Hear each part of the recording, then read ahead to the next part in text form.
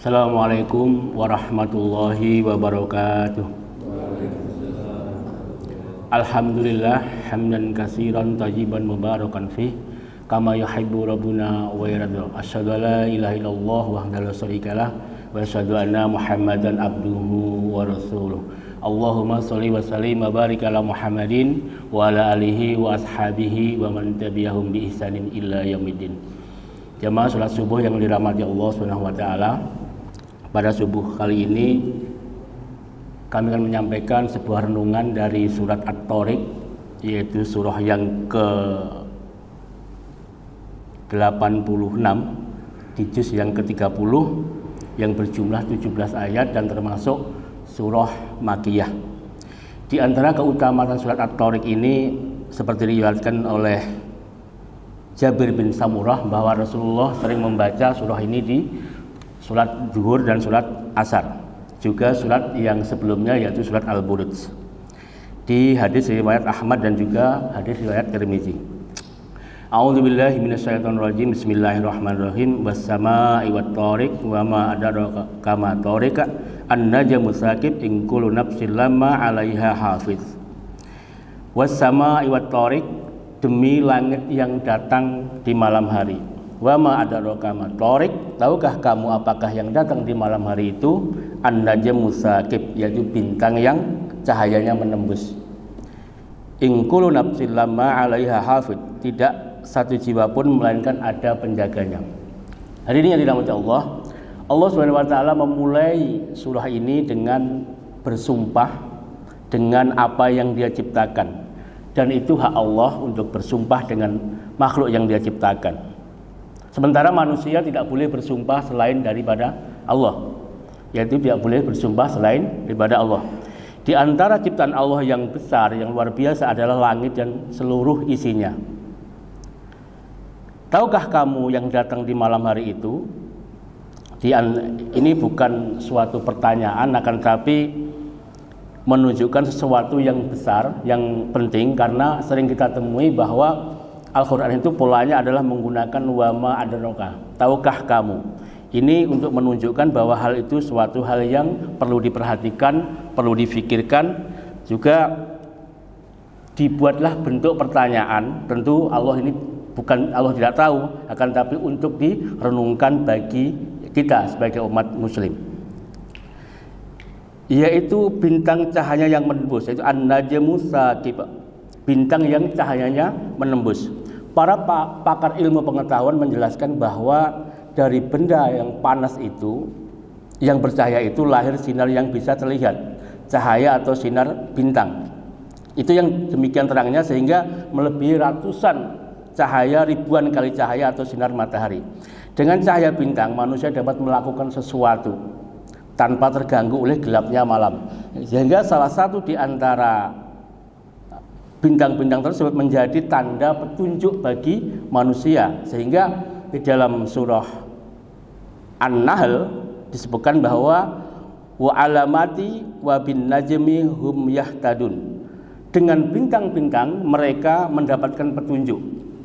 Ayat ini menjelaskan salah satu manfaat bintang bagi manusia selain bagi petunjuk oleh orang-orang, ya, termasuk para nelayan dan sebagainya, juga petunjuk bagi manusia di kala gelapan. Allah menciptakan alam raya ini termasuk bintang menembus kegelapan. Ini hakikatnya adalah sekaligus sulit dijangkau oleh manusia sebenarnya. Bagaimanapun Allah menciptakan ini, kita tidak mudah memahami ini. Akan tapi inilah termasuk di antara ciptaan Allah, dan Allah kuasa untuk itu, memelihara semua itu. Allah bersumpah dengan hal-hal yang tersebut untuk menekankan bahwa tidak ada satupun jiwa kecuali ada pemeliharanya. Sehingga ayat yang keempat adalah in kullu nafsin lamma 'alaiha hafiz, tidak satupun jiwa kecuali ada pemeliharaannya. Sehingga termasuk alam raya juga termasuk pemeliharaan dari Allah Subhanahu wa taala. Yang dimaksud dengan pemeliharaan di sini, setiap manusia adalah, di dalam tafsir Al-Misbah disebutkan bahwa selain manusia itu diberikan prasarana dan sarana seperti udara, air, dan matahari, manusia juga dilengkapi dengan, ya, dalam ajaran itu yang namanya sunatullah dan inayatullah.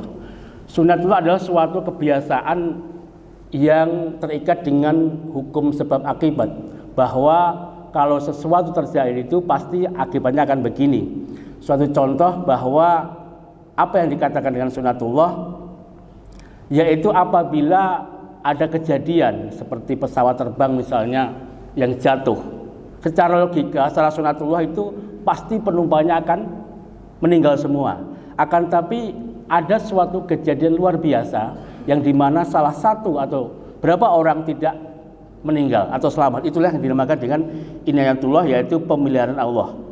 Bisa saja itu salah seorang selamat, sehingga ini yang dinamakan inayatullah, yaitu penjagaan yang khusus yang diberikan kepada Allah kepada orang-orang yang Allah inginkan. Tentu dengan syarat mungkin keimanannya ataupun prestasi ibadahnya yang luar biasa sehingga mendapatkan perlindungan khusus dari Allah Subhanahu wa taala. Sehingga ketika seseorang memperoleh inayatullah, dia akan sadar bahwa kejadian itu atau perolehan itu merupakan yang di luar kemampuannya dia bagi yang mendapatkan hal tersebut. Dan ini tentu kuasa Allah Subhanahu wa taala untuk berbuat sesuatu dengan apa yang dia inginkan. In kullu nafsin lamma 'alaiha hafid, tidak ada satu jiwa pun melainkan ada penjaganya. Kemudian menurut makna yang lain, yaitu bahwa penjagaan di sini adalah para malaikat yang selalu mencatat amal perbuatan kita, malaikat yang mencatat apa yang kita katakan, apa yang kita komentarkan, apa yang kita tuliskan, terutama sekarang di zaman media sosial, semua itu akan dicatat oleh malaikat sebagai penjaga kita yang sering kita sebut dengan Raqib dan Atid. Oleh sebab itu, kalau kita ngaji di bab niat, ini ada hal menarik bahwa bab niat itu diletakkan di dalam kitab Riyadhus Shalihin di bab pertama. Karena apa? Pentingnya sebuah niat. Sehingga tidak sekecil apapun niat itu dicatat oleh para malaikat. Sehingga yang paling menggembirakan bagi kita adalah apabila seorang muslim berniat kebaikan, kemudian dia melakukan kebaikan itu, maka dicatat dengan 10 kali lipat kebaikan atau lebih bahkan. Akan tetapi sebaliknya, apabila kita seorang muslim berniat buruk, kemudian tidak jadi melakukannya, juga dihitung kebaikan sempurna. Kenapa? Karena di saat niat buruk itu tidak terjadi, berarti kita melawan sebuah keburukan.